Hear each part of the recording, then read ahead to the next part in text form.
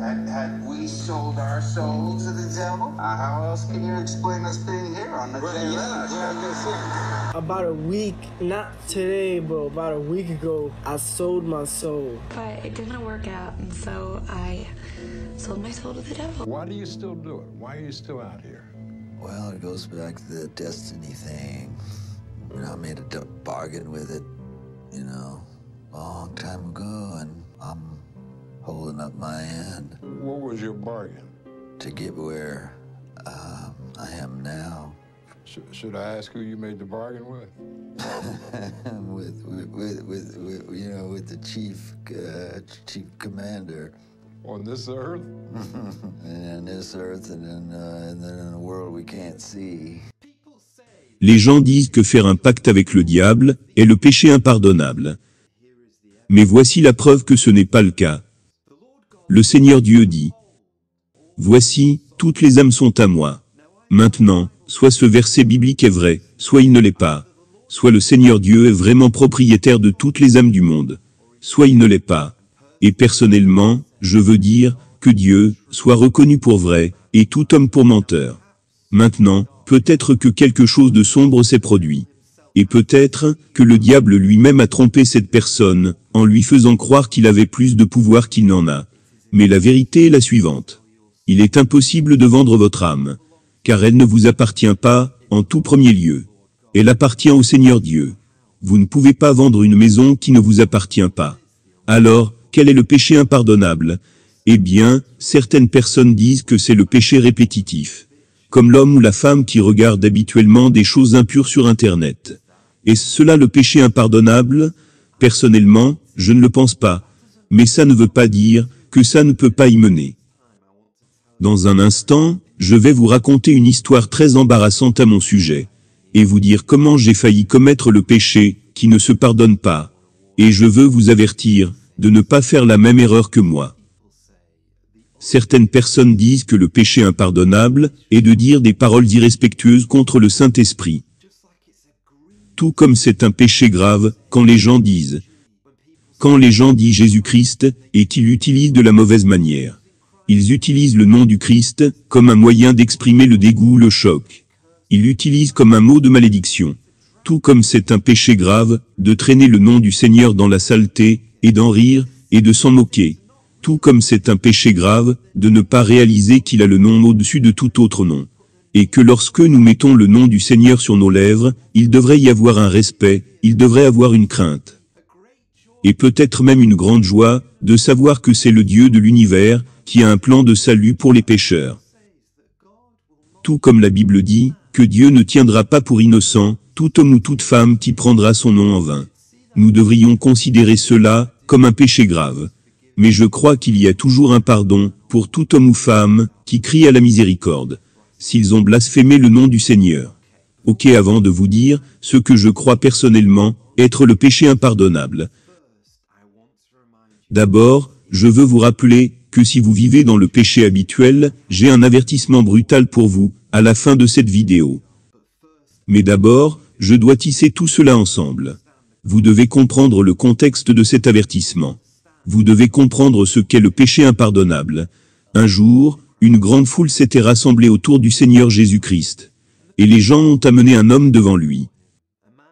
Un homme qui était aveugle, il ne pouvait pas voir, il ne pouvait pas parler, et il était possédé par un démon. Alors que fit le Seigneur Jésus-Christ avec cet homme? Il chassa le démon de lui. Il ouvrit les yeux à cet aveugle, et il fit parler ses lèvres. La foule était stupéfaite, ils ne pouvaient pas croire ce qu'ils venaient de voir. Et ils ont commencé à dire entre eux, n'est-ce pas là le fils de David? En d'autres termes, serait-ce le Messie que nous attendions? Serait-ce le Sauveur du monde? Mais quand les pharisiens ont entendu cela, ils se sont irrités. Ils se sont mis en colère. Et ils ont dit, non, non, il n'y a pas moyen que cet homme fasse cela par sa propre force, par son propre pouvoir. Non, c'est par le pouvoir de Belzébul, le prince des démons. C'est pourquoi il est capable de chasser les démons. Maintenant, ceci est très, très important. Ce que vous devez savoir sur ces pharisiens, c'est qu'ils n'étaient pas juste des incroyants moyens dans la rue, qui pourraient dire « Oh Dieu n'est pas réel ». Il n'y a pas assez de preuves. Non, c'étaient des érudits sophistiqués de la Bible. C'étaient des hommes qui étudiaient quotidiennement les Écritures, pendant des heures et des heures. Et ils faisaient cela depuis des années et des années. Ils connaissaient la parole de Dieu sur le bout des doigts.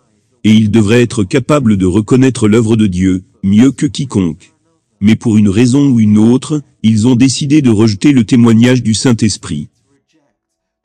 Ils ont décidé de rejeter l'œuvre de Dieu. Et ont l'audace de dire que ce que Jésus-Christ faisait était fait sous la puissance du diable. Et à ce moment-là, le Christ Jésus leur a donné, peut-être l'un des avertissements les plus sévères de toute l'Écriture. C'est pourquoi je vous dis, tout péché, tout blasphème sera pardonné aux hommes. Mais le blasphème contre l'Esprit ne leur sera pas pardonné. Celui qui parlera contre le Fils de l'homme, cela lui sera pardonné. Mais celui qui parlera contre le Saint-Esprit, le pardon ne lui sera accordé, ni dans le monde présent, ni dans le monde à venir. Prenons donc tout cela en considération. Et je pense que nous pouvons dire ceci, que le péché impardonnable, le blasphème contre le Saint-Esprit, est un rejet volontaire, obstiné, intentionnel du Christ, et de l'Évangile. Même lorsque le Saint-Esprit vous a donné des preuves accablantes, et la clarté de qui est Jésus-Christ, et que vous avez une pleine connaissance de sa puissance, vous choisissez encore de le rejeter, et vous le rejetez obstinément.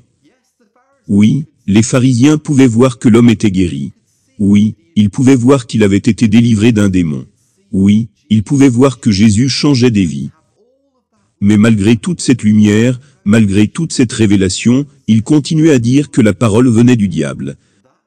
Cela, mes amis, est impardonnable.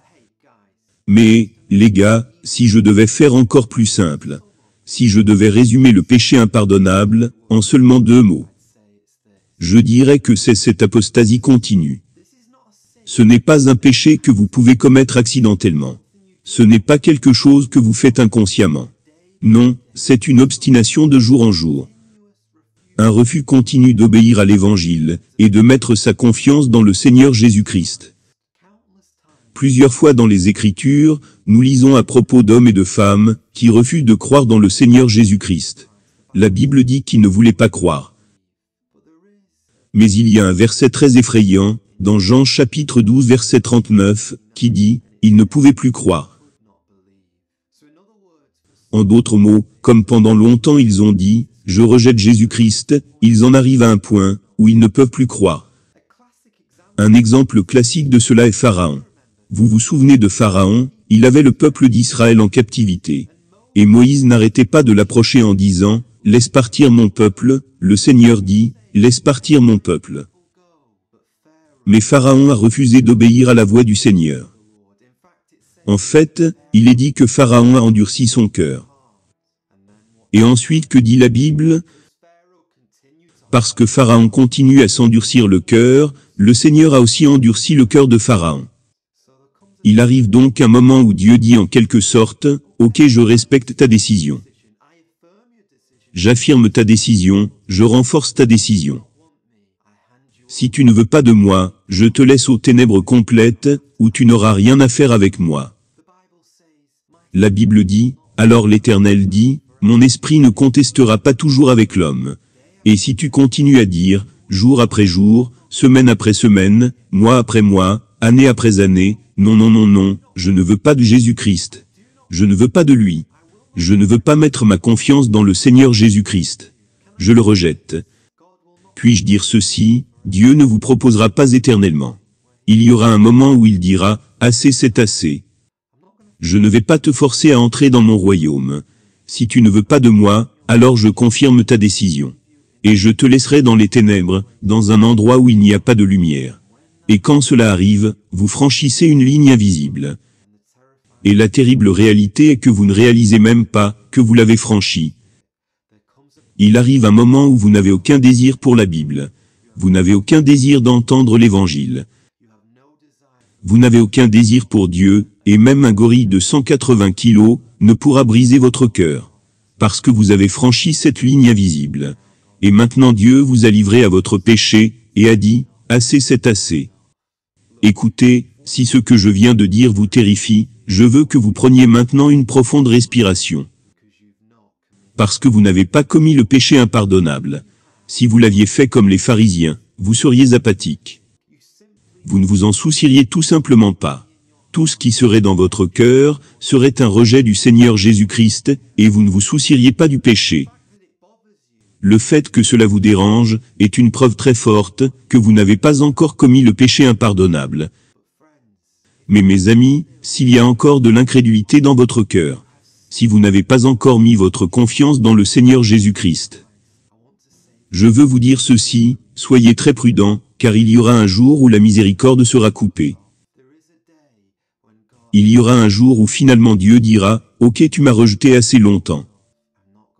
Je ne vais pas pousser la porte plus longtemps. Je ne sais pas combien de secondes chance il te reste. Je ne sais pas combien de fois encore tu peux le rejeter, combien il te reste. Je ne sais pas quand sera ta dernière opportunité d'entendre l'évangile. Je ne sais pas si cette vidéo est la dernière chance que tu as de te repentir et de mettre ta confiance dans le Seigneur Jésus-Christ.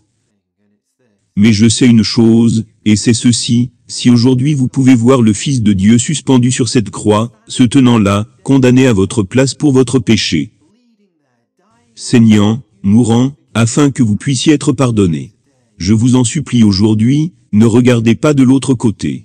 Aujourd'hui, si vous pouvez entendre la pierre être roulée de côté, vous pouvez entendre la voix des gens disant qu'il est ressuscité, Jésus-Christ a vaincu la tombe, il a fait l'impossible, et il donne la vie éternelle à tous ceux qui le reçoivent. Si aujourd'hui vous pouvez entendre cela, ne fermez pas vos oreilles à cette voix. Si aujourd'hui vous pouvez sentir le Seigneur Jésus-Christ frapper à la porte de votre cœur, voici, je me tiens à la porte et je frappe. Si quelqu'un entend ma voix et ouvre la porte, j'entrerai chez lui, je souperai avec lui, et lui avec moi.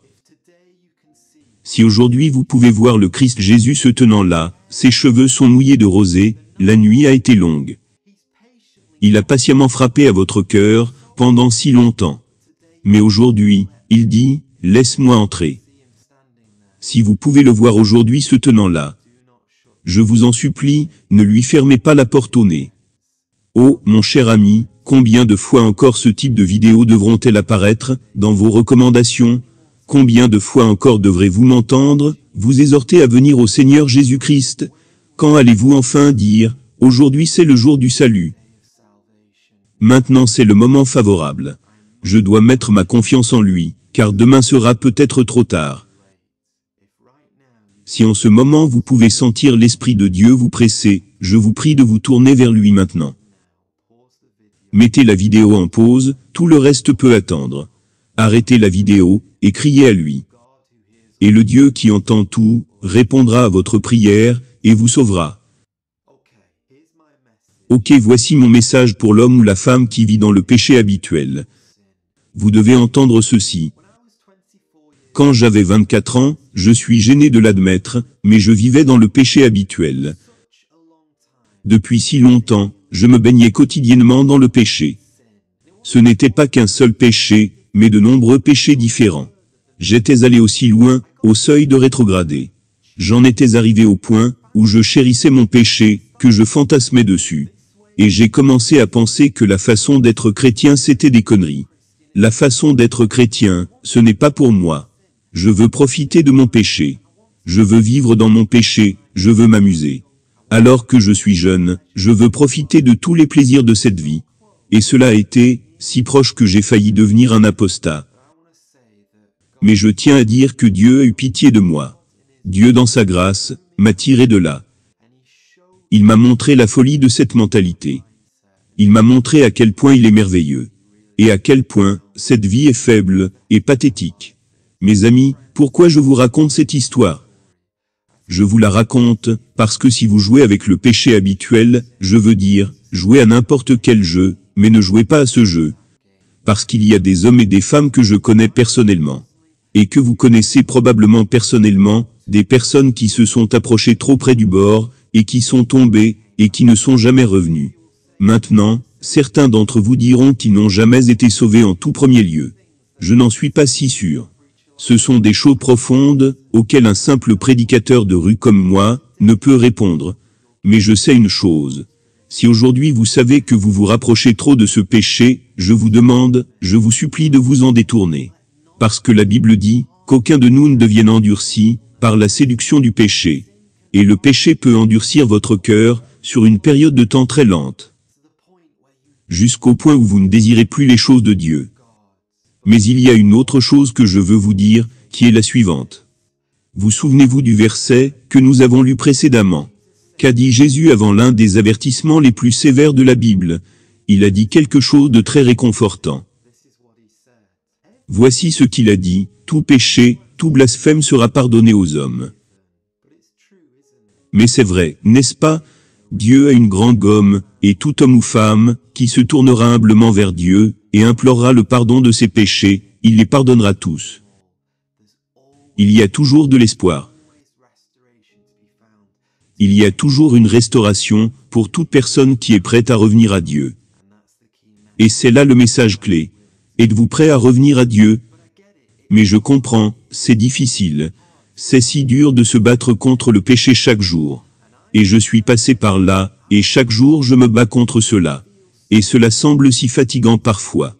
Et vous vous sentez si seul dans cette bataille, mais je vais vous dire quelque chose, je suis assez excité de dire ça. J'ai en fait écrit mon premier livre, et il va être publié à la fin de 2022. Et c'est sur la pureté. Alors surveillez cet espace, parce que j'espère que cela aidera beaucoup de gens dans cette bataille.